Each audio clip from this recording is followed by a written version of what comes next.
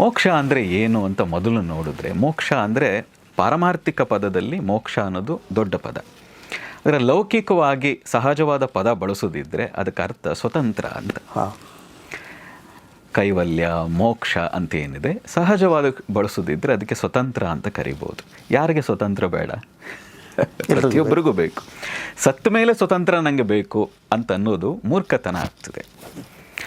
ನಿಜವಾಗಿಯೂ ಗಳಿಸಲೇಬೇಕಾದದ್ದು ಬದುಕಿದ್ದಾಗ ನಾವು ಸ್ವಾತಂತ್ರ್ಯವನ್ನು ಗಳಿಸಬೇಕು.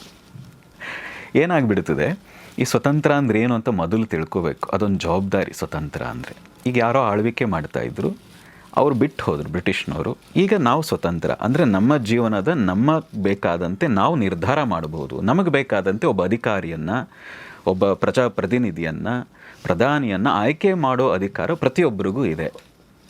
ಇದು ಸ್ವತಂತ್ರದ ಒಂದು ವ್ಯಾಖ್ಯಾನ.